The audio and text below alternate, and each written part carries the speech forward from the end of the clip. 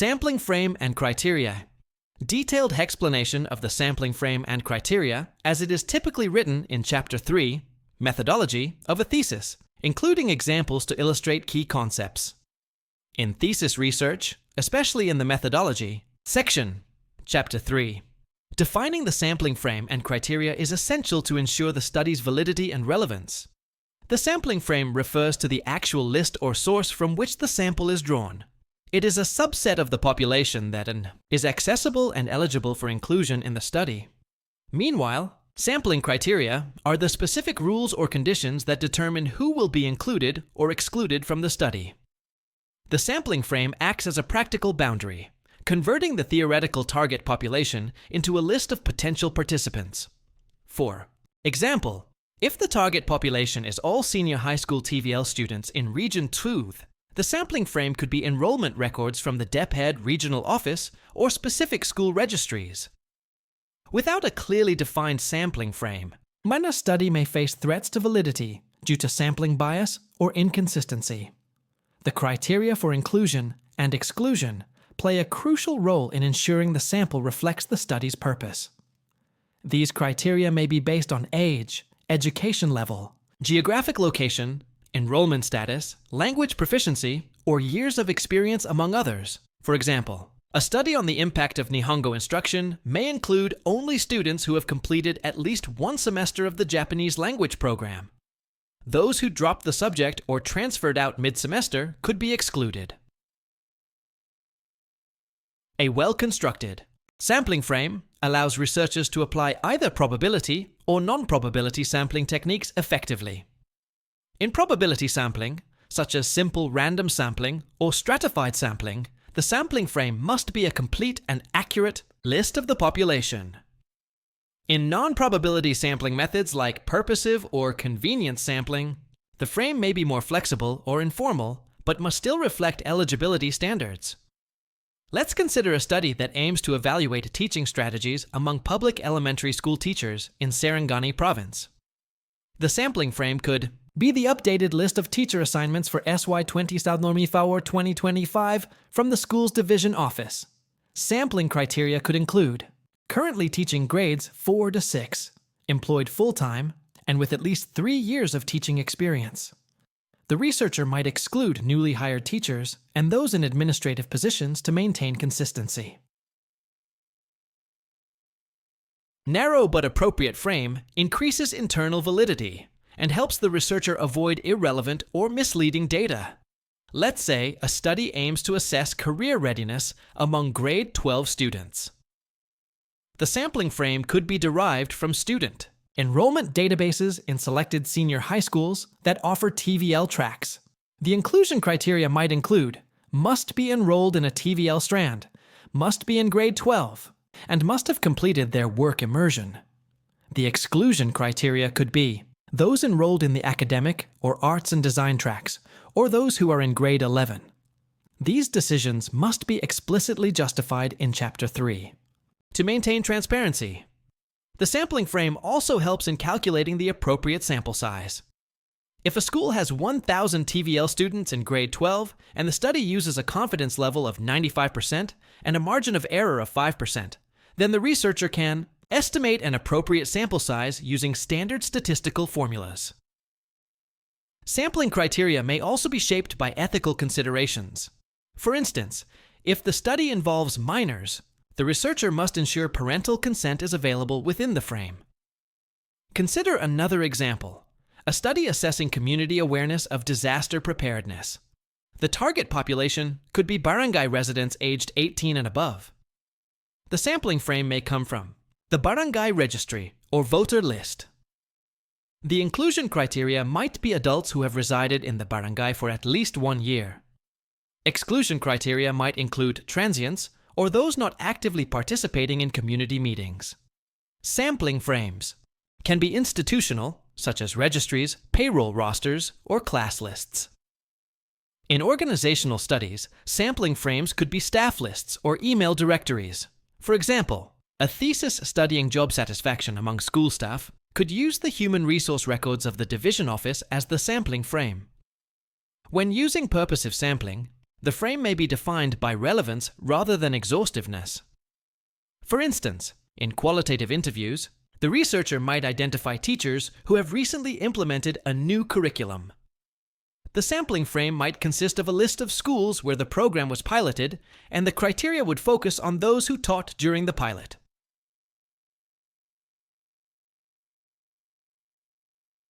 In mixed method studies, multiple sampling frames may be needed. A quantitative survey might draw from a school database, while qualitative interviews may be based on teacher recommendations or purposive selection. This requires specifying and justifying each frame and criterion. Let's say a study explores adolescent health awareness. The sampling frame could be health class rosters, while the criteria might be aged 15-18, enrolled in health class during SY 2024-2025, and willing to participate.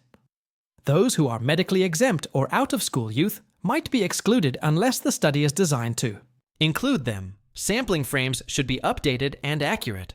Outdated frames can distort findings. For instance, using last year's enrollment list for current students could lead to a high attrition or non-response rate. Some studies may require stratified frames. For example, comparing urban and rural.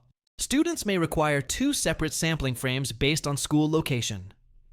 Each frame would have its own inclusion and exclusion criteria to ensure balance. Sampling criteria are especially crucial in research involving vulnerable populations. For example, in studies on special education, criteria may include diagnosed learning disabilities, currently receiving SPEDA services, and teacher recommendation. The researcher must respect confidentiality and ethical standards when accessing such frames. It is also common for sampling frames to be limited by logistics. For instance, if transportation is a concern, the frame might include only schools within a 10-kilometer radius. This limitation should be acknowledged in the thesis. In digital studies, sampling frames could be online user lists, email databases, or LMS platforms. For example, a thesis on distance learning may use the school's LMS to identify active student users. Inclusion criteria could be login frequency and course completion, while exclusion criteria may involve inactivity. Sampling criteria should align with the study's research questions and objectives. Irrelevant criteria may dilute findings or introduce bias. Consider a study on entrepreneurial attitudes in students.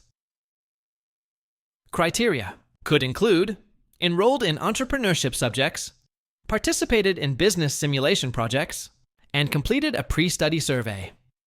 The sampling frame could be business strand class lists. Studies comparing experiences often require matched sampling. For example, comparing male and female leadership traits may require equal samples from each gender. This may require quota sampling within the frame to ensure proportionality. In experimental designs, the frame may include only those who meet pre-test thresholds. For example, students scoring below 70 in a diagnostic test may be selected for an intervention. Sampling criteria should be described in a way that other researchers can replicate. This contributes to the study's transparency and reliability. Sometimes, the researcher must revise the sampling frame during the study. This could occur if expected, participants are unavailable, or if new criteria emerge from pilot testing. Any changes should be recorded and explained in Chapter 3. Pilot studies often help refine the frame and criteria. For example, a pilot survey might reveal that students misunderstand certain terms, prompting refinement of inclusion criteria to ensure comprehension. Multi-stage sampling may involve multiple frames. A first stage frame might be a list of schools. The second stage might be lists of students within selected schools. Each stage must have its own clearly defined criteria. When sampling from large populations, researchers may use cluster sampling. For instance, selecting entire sections or classes, rather than individual students. In such cases, the frame consists of groups, e.g., class lists, and the criteria apply to groups as well as individuals. In tracer studies, the sampling frame might include alumni records. The criteria could be graduates from 2018-2023, currently employed and reachable through contact details provided. Sometimes external sources are used for frames, such as government registries or partner agency databases. These must be verified for accuracy and relevance. In community health research, household listings or barangay censuses are often used. The criteria might include households with children, under 5, access to healthcare facilities, or recent illness reports. Frames can also be constructed manually when no central list exists. For example, researchers conducting ethnographic fieldwork might build a frame through community mapping or snowball sampling. This is especially common in informal or hard-to-reach populations. Data privacy and informed consent are vital when accessing sampling. Frames. Institutions must often grant permission for the use of their lists, especially for minors or employees. Researchers should describe how the frame was obtained, verified, and secured. Sampling criteria should also consider willingness and ability to participate. For instance, those with limited availability may not be ideal participants even if they meet other criteria. Ultimately, the sampling frame and criteria must ensure the right participants are selected to answer the research questions. This enhances the integrity, applicability, and impact of the findings. In your thesis, clearly outline your sampling frame source, inclusion and exclusion criteria, and how they relate to the goals of your study. A precise and justified sampling frame and criteria section forms the backbone of a credible, ethical, and methodologically sound research study. If you find this content helpful, subscribe to stay updated on the next tips for writing Chapter 3. Feel free to comment below with topics you'd like us to cover in future content. Thank you! Late night coffee cup, minds in a race, staring at the screen trying to find my place. Outlines messy, deadlines tight, gotta make this thesis shine so bright. Sources, research, writing flow, draft and edit, take it slow. Citations right, no mistakes, one more page, oh for goodness sake. Write it, cite it, don't deny it, every word refine, revise it, step by step, don't lose your mind, that degree's about to shine.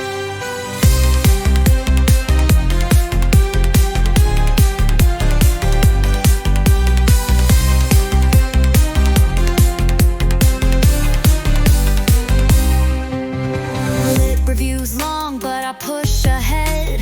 Methodologies got me seeing red.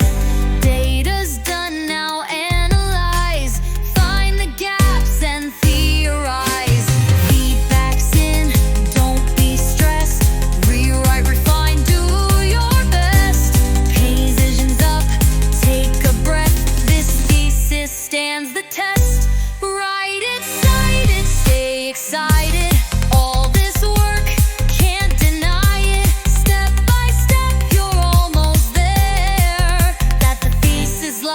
It's only fair.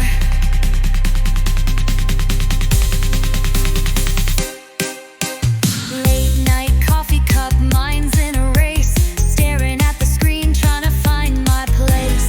Outlines messy, deadlines tight, gotta make this thesis shine so bright. Sources, research, writing flow, draft and edit, take it slow. Citations right, no mistakes, one more page, oh for goodness sake. Write it, cite it, don't deny it, every word refine, revise it, step by step, don't lose your mind, that degree's about to shine. Lit reviews long, but I push ahead. Methodologies got me seeing red. Data's done, now analyze. Find the gaps and theorize. Feedback's in, don't be stressed. Rewrite, refine, do your best. Transitions up, take a breath. This thesis stands the test. Write it, cite it, stay excited. All this work, can't deny it. Step by step, you're almost there. life, it's only